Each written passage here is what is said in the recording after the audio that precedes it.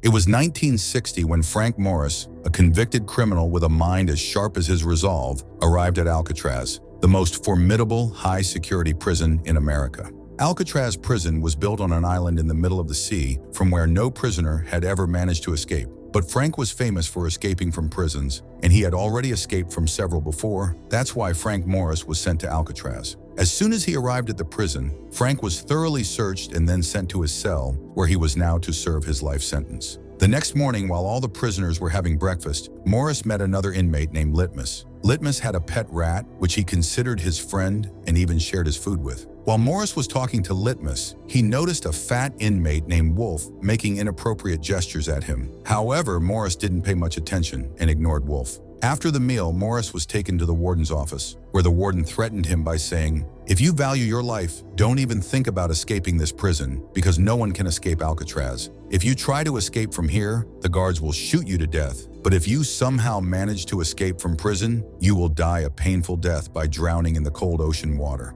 That evening, while the prisoners were out for a walk, Wolf again approached Morris and started harassing him openly. This time, Morris lost his patience and beat the fat man badly. Since Morris had beaten up the strongest inmate in the prison, the rest of the prisoners also began to fear him. Because Morris was quite intelligent, he was assigned to manage the prison library. During this time, Morris met a man named English, who was serving 2 life sentences for murder. Through conversations, Morris learned that English loved history books, and the two quickly became good friends. A few days later, Morris met a man named Doc, who was an excellent painter and spent his entire day painting to fight off his loneliness. One day, Morris went to meet English and asked him about the prison. English told him that escaping from this prison was impossible because prisoners were counted 12 times a day, and snipers were stationed around the prison 24/7 to shoot down anyone attempting to escape. But even if someone managed to escape, they would end up drowning in the cold waters of the sea. That night, a guard told Morris about a carpenter's job for which he would be paid 15 cents an hour. The next day, while Morris was in the prison compound,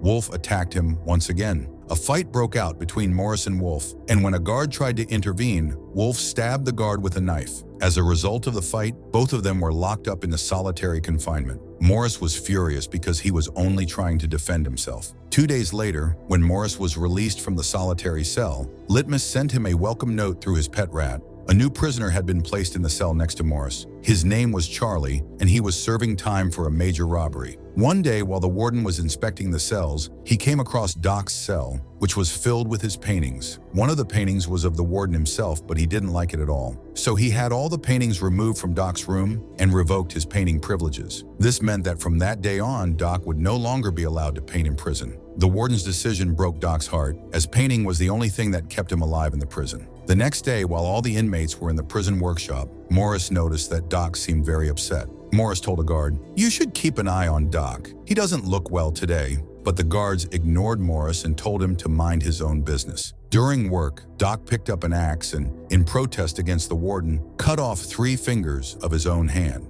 Seeing this, the guards rushed him to the prison hospital, while Morris stood silently in a corner, watching it all unfold. That night, while Morris was in his cell, his eyes fell on a vent from which a cockroach was crawling out. Seeing that, Morris thought that maybe there was a way out beneath that vent. Just then, English arrived outside Morris's cell, distributing books, and told him that the warden had banned Doc from painting because he didn't like the portrait Doc had made of him. The next day, when Morris went to the mess hall for lunch, he met 2 brothers named John and Clarence. Morris already knew them, as they had all been locked up together in Atlanta prison. They began talking about how escaping from Alcatraz was considered impossible. During this conversation, the idea of escaping from the prison first entered Morris's mind. That night, after the guards had completed their rounds, Morris took a nail clipper hidden inside a Bible, which he had stolen from Warden's desk. Then he began scratching at the wall around the vent in his cell. He noticed that, because the prison walls were old, the plaster was coming off quite easily. The next day, Charlie's wife came to visit him. During their conversation, she told him that his mother was seriously ill and, according to the doctors, had only a few months left to live. Hearing this broke Charlie's heart, and he too began to desire an escape from Alcatraz so he could see his mother one last time. That night, when he returned to his cell, he said to Morris, "If you're planning to escape from this prison, I want in." The next morning, while the group was having breakfast, Morris shared his escape plan with his friends. He explained that due to the moisture from the Pacific Ocean, the prison walls had weakened, and they could use this to their advantage. They would remove the ventilation grills in their cells and escape through the pipelines running behind them.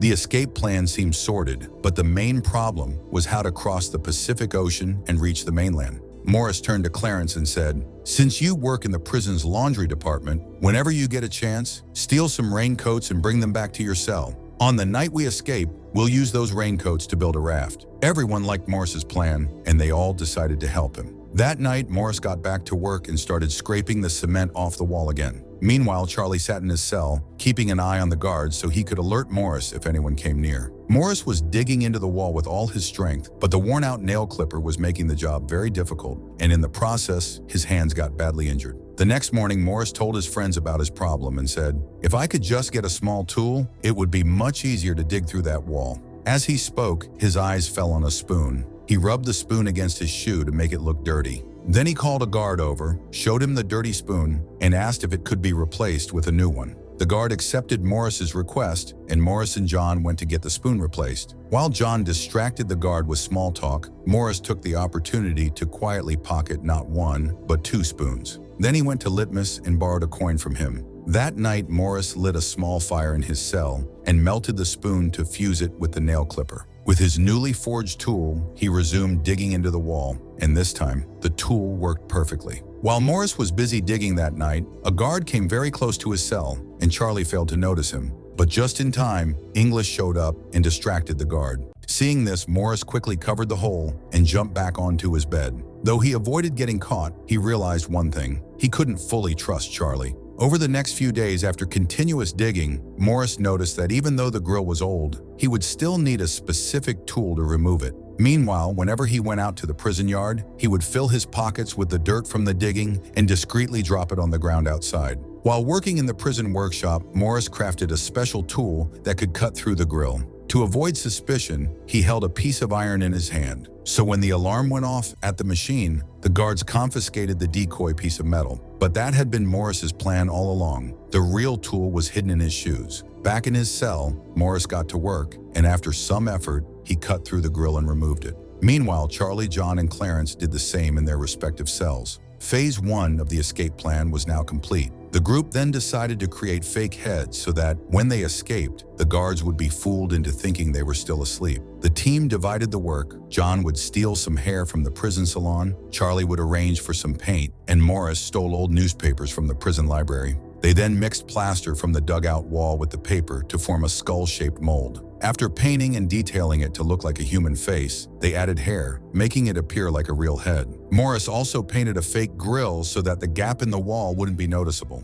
One night, Morris decided to go beyond the grill to explore what lay outside. He placed the fake head on his bed and climbed out through the vent, navigating through the pipeline until he emerged above. There, he found a metal door, but it was quite high up, and he couldn't reach it alone. Meanwhile, a guard on his nightly round passed by Morris's cell. Seeing the fake head on the bed, he assumed Morris was sleeping and moved on without suspicion. The next morning, Morris told his friends about the metal door. That night, John and Morris decided to return to inspect it. After the prison had fallen silent, they left their cells and made their way to the door. Morris climbed onto John's shoulders to inspect it and realized that with the right tool, they could cut through the gate. The next day, during their music class, Morris spotted a broken fan. He figured it could be used to build the tool they needed. Once class ended, he quietly placed the fan into an instrument case and walked out of the room unnoticed. Later, he dismantled the fan and used its motor to create a device that could cut through the metal gate. That night, Morris and John returned to the gate and began cutting it. The noise raised some suspicion, and a few guards did hear something, but they ignored it and moved on. After a lot of effort, they finally cut through the gate and rushed back to their cells. The following day, while all inmates were watching a movie, Morris, Charlie, John, and Clarence agreed. They would escape from the world's most dangerous prison on Tuesday night. On Tuesday morning, while having breakfast, Morris placed a flower on the table in memory of Doc. The warden, observing from a distance, grew suspicious. He approached Morris, reminded him of prison rules, and crushed the flower. Witnessing this, Litmus flew into a rage and attacked the warden. However, due to high blood pressure, he suffered a heart attack and died on the spot. That evening, the warden ordered a search of Morris's cell, sensing something was off. But during the inspection, the guards found nothing and didn't notice the fake grill either. After the inspection, the warden told a guard to move Morris to a different cell. The guard replied he would handle the paperwork first and then move him. Meanwhile, we see Wolf. He was released from solitary confinement after 6 months and was once again planning to attack Morris. But before he could make a move, English stopped him and saved Morris's life. Finally, the night of the escape arrived. Morris and his teammates agreed to meet near the gate. As night fell, one by one, they left their cells and made their way to the gate.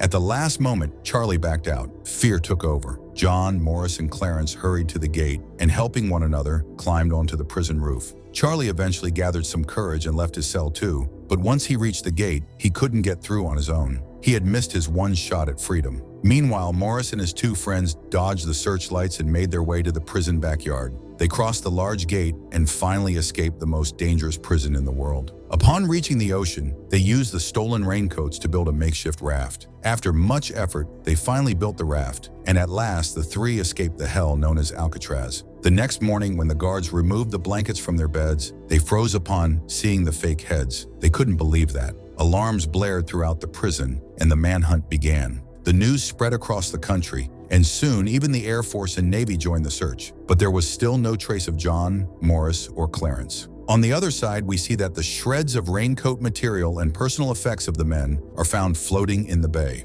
While searching on Angel Island, the humiliated warden insists that the men's belongings were important, and they would have drowned before leaving them behind. A policeman notes the possibility that the men simply threw the items into the water to make it look like they had drowned. Later, the warden is summoned to Washington to face his superiors for failing to prevent the breakout. On a rock, the warden finds a chrysanthemum flower head. His aide points out that none grow on Angel Island, means Morris and his two inmates successfully escaped the world's most secure prison, Alcatraz. A postscript states that the fugitives were never found, and that Alcatraz, as a prison, closed less than a year later after the jailbreak incident. And with this, the film ends.